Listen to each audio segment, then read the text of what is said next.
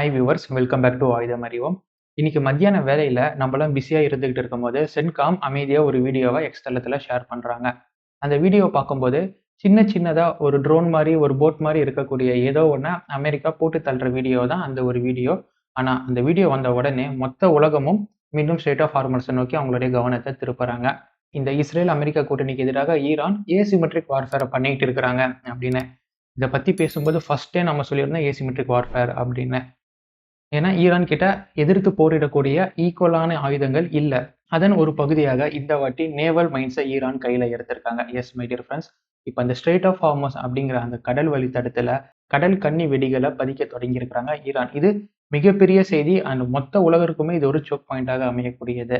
America ஏன் இப்போ உள்ள போக தயங்குறாங்க, உள்ள இருக்கக்கூடிய கப்பல் ஏன் வெளியே வர முடியாமலும், வெளியில இருக்கிற கப்பல் ஏன் உள்ள போக முடியாமலும் ஸ்தம்பித்து நிற்குது, இது எது மாதிரியான எஃபெக்ட் இன்னும் கிரியேட் பண்ண போகுது அப்படிங்கிறதையும், ஈரான் கிட்ட எது மாதிரியான கன்னி வெடிகள், கடல் கன்னி வெடிகள் இருக்கு, இது எங்க போய் முடிய போகுது அப்படிங்கிறதையும் இன்னைக்கான காணொலியில நாம பார்க்க போறோம் my dear friends.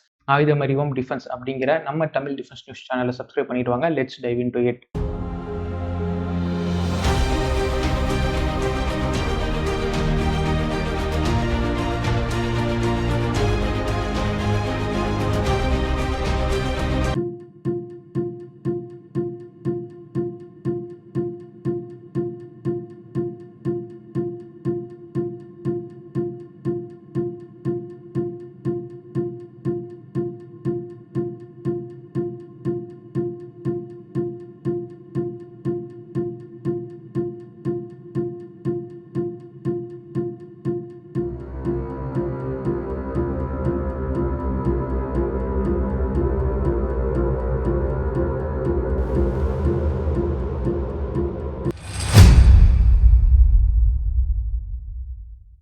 Straight of ஹார்மஸை பற்றி உங்களுக்கு சொல்லணும் அப்படின்னு அவசியமே இல்லை. ஏன்னா உங்களுக்கு நிறைய விஷயங்கள் நல்லாவே தெரியும். இருந்தாலுமே வெறும் 34 கிலோமீட்டர் அகலம் கொண்ட இந்த ஸ்ட்ரெயிட் ஆஃப் ஹார்மஸில் ஷிப்பிங் லேன் அப்படின்னு எடுத்துக்கிட்டிங்கன்னா அரௌண்ட் 3.5 கிலோமீட்டர் தான் ஷிப்பிங் லேன் அப்படிங்கிறதே இருக்கும்.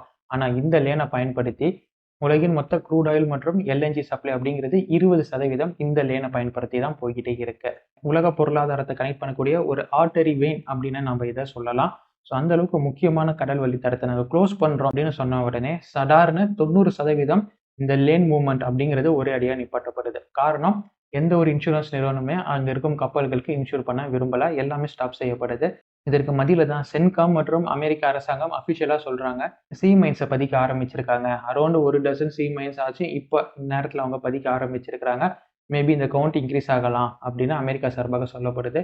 இது மொத்த உலகிற்கும் மிகப்பெரிய ஒரு அடியை தூக்கி போடுது. ஏன்னா இத்தனை நாள் வர வெறும் வாய் வார்த்தையாக சொல்லிட்டு இருந்தாங்க கப்பல் போயிட்டு இருந்தால் தாக்கப்படும் அப்படிங்கிற மாதிரியான ஒரு நிலைமை தான் இருந்தது. இப்போ கடல் கன்னி வெடிகள் அந்த இடத்துல பதியப்படுது அப்படிங்கும் போது ஏதாச்சும் ஒரு கப்பல் போகுதுன்னா அந்த இடத்துல மைன்ஸ் இருக்கா இல்லையா அப்படின்னு தெரியாமையே போயிட்டு இருக்கோம். சும்மா நீங்கள் நினச்சி பாருங்க, நார்மலாக பாதையில் வந்து கன்னி வெடி வச்சிருக்கிறாங்க, அந்த இடத்துல உங்களை போக சொன்னால் போவீங்களா நீங்கள்? ஆப்வியஸ்லி யாருமே நம்ம போக மாட்டோம். அதே மாதிரி தான் அந்த ஸ்ட்ரெயிட் ஆஃப் ஹார்மஸ் பகுதியும் இப்போ ரொம்ப ஒரு பேனிக்கான சுச்சுவேஷனில் அந்த சி ரூட் அப்படிங்கிறது இருந்துகிட்டு இருக்கு. அமெரிக்கா ஒரு 16க்கும் மேற்பட்ட சி மைனை லே பண்ணக்கூடிய சின்ன ரக போட்ஸ்களை தாக்கி அழிச்சிருக்கிறாங்க அப்படின்னு சொன்னாலுமே இது வெறும் ஆரம்பம் அப்படிங்கிற மாதிரி தான் ஈரான் சொல்லியிருக்காங்க. ஏன்னா அவங்க ஒரு வீடியோவை காமிக்கிறாங்க, அவங்களுடைய அண்டர் கிரவுண்ட் பேஸில் இன்னும் பல சி மைன்ஸை லே பண்ணக்கூடிய குட்டி குட்டி ரக ட்ரோன்ஸ் போட்ஸ் அப்படிங்கிறது இருந்துகிட்டு இருக்கு. அந்த ராக்கெட் லான்ச் பண்ணி அதுல இருந்து இந்த மைன்ஸை லே பண்ணக்கூடிய சிஸ்டம்ஸ் அப்படிங்கிறது அவங்க கிட்ட எல்லாமே இருக்கு. சரி, அவங்க கிட்ட எவ்வளவுதான் இருக்கும் அப்படின்னு கேட்டீங்கன்னா அரௌண்ட் 2000 இருந்து 6000 சி மைன்ஸ் அப்படிங்கிறது கையிருப்பு இருக்கும். அமெரிக்காவின் இன்டெலிஜென்ஸ் செய்தியா சொல்லியிருக்கிறாங்க. அதுல ஒரு 100 மைன்ஸ் அவங்க லே பண்ண கூட போதும், அந்த இடம் கம்ப்ளீட்டா சோக் ஆகக்கூடியதாக இருக்கும் மை டியர் ஃப்ரெண்ட்ஸ். சரி, இந்த மைன்ஸ் எப்படி வேலை செய்யும், எது மாதிரியான மைன்ஸ் எல்லாம் இவங்க வச்சிருக்கிறாங்க அப்படின்னு நம்ம பார்க்கலாமே. இந்த சி மைன்ஸை 3 வகையாக கிளாஸிஃபை பண்ணலாம். ஒன்று கான்டாக்ட் மைன்ஸ், இன்னொன்று இன்ஃப்ளூயன்ஸ் மைன்ஸ், இன்னொன்று ராக்கெட் மைன்ஸ். இந்த கான்டாக்ட் மைன்ஸ் அப்படின்னு கேட்டிங்கன்னா இது ரொம்ப லெகசி கேட்டகிரி. பழைய காலத்துலலாம் எப்படி கடலில் ஒரு பந்து மாதிரி ஒன்று இருக்கும், அது மேலே முள்ளான ஸ்ட்ரக்சர்ஸ் எல்லாம் இருக்கும், அதுதான் இந்த கான்டாக்ட் மைன்ஸ் அப்படின்னு சொல்லுவாங்க. அப்படி கடலை தூக்கி போட்டுருவாங்க, அது அந்த கடல் அலைக்கு ஏற்ப எங்கெங்கேயோ போயிட்டு இருக்கும். அந்த நேரத்தில் சி மைன் கடலில் இருக்கக்கூடிய பந்து அப்படிங்கிறது கப்பலை மோதினாலோ இல்லை கப்பல் அந்த பந்த மோடினாலோ அந்த இடத்துல ஒரு வெடிப்பு ஏற்படும். இது கான்டாக்ட் மைன்ஸ் அப்படின்னு சொல்லக்கூடியது. இந்த ரக மைன்ஸும் ஈரான் கிட்ட இருக்கு. அடுத்தது இன்ஃப்ளூயன்ஸ் மைன்ஸ் அப்படின்னு சொல்லியிருந்தோம். இதுதான் ரொம்ப கொஞ்சம் ஆபத்தானது. ஏன்னா, இது கான்டாக்ட் மைன்ஸ் மாரி கடல் மேற்பரப்புல இருக்காது. கடலுக்கு அடியில இருக்கும். அண்ட் இது கொஞ்சம் அட்வான்ஸ்டான மைன்ஸ் அப்படின்னு சொல்லலாம். இதுல மைக்ரோ ப்ராசஸர் அப்படிங்கிற சிப்ஸ் எல்லாமே இருக்கும். இந்த மைன்ஸ் கடலுக்கு அடியில சீ பெட்லயும் போகாம, கடலுக்கு மேலயும் இருக்காம, ஒரு குறிப்பிட்ட ஒரு இடத்துல மீடியம் ரேஞ்ச்ல அப்படியே ஃப்ளோட் ஆகிட்டே இருக்கும் இந்த மைன்ஸ்.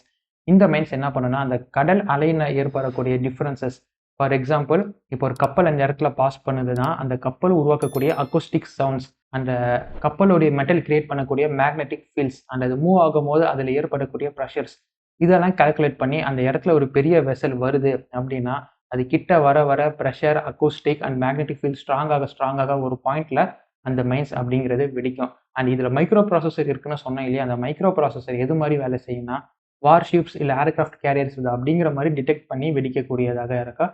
இதுதான் இன்ஃப்ளூயன்ஸ் மைன்ஸ். இந்த ரக மைன்ஸும் ஈரான் கிட்ட இருக்கு. அண்ட் ரொம்ப அட்வான்ஸ்டா ராக்கெட் மைன்ஸ் அப்படின்னு சொல்லக்கூடியது. இது சீனர்களுடைய டெக்னாலஜி அப்படின்னும் பெருசாக சொல்லிட்டு இருப்பாங்க. இது ஒண்ணும் இல்ல ஃபிரெண்ட்ஸ்.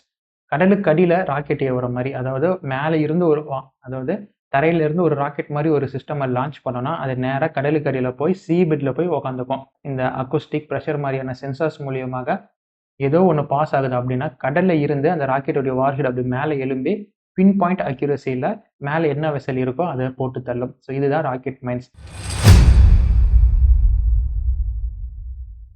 இந்த மைண்ட்ஸ வெறும் அஃபென்சிவாக மட்டும் தான் பயன்படுத்துவாங்களா அப்படின்னு கேட்டீங்கன்னா, இல்ல. இது போத் அஃபென்சிவ் அண்ட் டிஃபென்சிவ்க்கும் பயன்படுத்துவாங்க.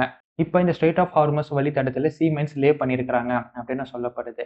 அமெரிக்காவின் அரசாங்கம் ஸ்ட்ரெய்ட் ஆஃப் ஹார்மஸ் வழியாக மீண்டும் கப்பல் போக்குவரத்து சேவையை தொடங்குவதற்கு அமெரிக்காவின் நேவி உதவும் அப்படின்னு சொல்லியிருந்தாங்க. யுஎஸ் நேவி கூடவே அந்த கப்பல் ஸ்ட்ரெய்ட் ஆஃப் ஹார்மஸ் வெளியில வரைக்கும் போய் விட்டுட்டு வர வேலையை பண்ணும் அப்படின்னு சொல்லப்பட்டது. ஆனா, இன்னைக்கு நேவி சொல்றாங்க, அதாவது மிடில் ஈஸ்ட்ல ஸ்டேஷன்ல இருக்கக்கூடிய நேவி சொல்றாங்க, எங்கனாலலாம் ஸ்ட்ரெய்ட் ஆஃப் ஹார்மஸ்குள்ளலாம் போக முடியாது. அங்க அவன் என்ன போட்டு வச்சிருக்கான்னு தெரியல.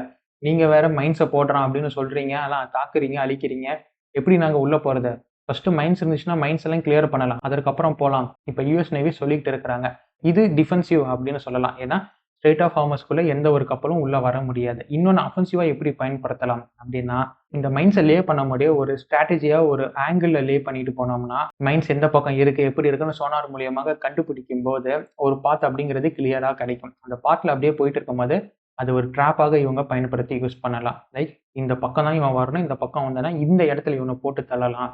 இந்த படத்துலலாம் பார்த்துருப்பீங்களே, பள்ளத்தாக்கு பகுதியில வர வச்சு தாக்குவாங்க இல்லையா? அது மாதிரியான ஒரு ஸ்ட்ராட்டஜிய இத வச்சு பண்ணலாம். ஸோ போத் அஃபென்சிவ் அண்ட் டிஃபென்சிவாக இந்த மைன்ஸ பயன்படுத்தலாம். ஆஃப் 1 அண்ட் M08 அப்படிங்கிற மைன்ஸ் இருக்கு. இது எல்லாமே கான்டாக்ட் மைன்ஸ். அதாவது லெகசி மைன்ஸ்னு கடலுக்கு மேல மிதக்கும்னு சொன்னோம் பார்த்தீங்களா? அந்த கேட்டகரியை சேர்ந்தது. அடுத்து மூர்ட் MOORED மூர்ட் MDன்னு சொல்லுவாங்க. இது இன்ஃப்ளூயன்ஸ் மைன்ஸ். இந்த மைன்ஸ் அவங்க வச்சிருக்காங்க. அண்ட் தேர்ட் EM52T இது அந்த ராக்கெட் மைன்ஸ்னு சொல்லக்கூடியது. இதுவும் அவங்க வச்சிருக்காங்க. ஒருவேளை இதெல்லாம் இவங்களுக்கு எப்படி கிடைச்சிருக்கும் அப்படின்னு பார்த்தீங்கன்னா, ரஷ்யன்ஸ் மற்றும் சீனாவின் டெக்னாலஜி மூலியமாக ஈரான் கொள்கையை உருவாக்கி வச்சிருக்கக்கூடியதாக இருக்கும். இந்த மைன்ஸை லே பண்ணக்கூடிய சிஸ்டம்ஸ் அப்படின்னு பார்த்தீங்கன்னா, ஒன்று ட்ரோன்ஸ் இல்ல சின்ன ரக போட்ஸ் அப்படின்னு பார்த்தோம். இது இல்லாம ஃபிஷிங் போட்ஸ் மாரியான ஈரான் மக்கள் பயன்படுத்தக்கூடிய போட்ஸ்ல இருந்து கூட இந்த மைன்ஸ் அப்படிங்கிறத கடல்ல தள்ளி விடலாம். அது மாரியான வேலைகளும் பார்க்க முடியும்.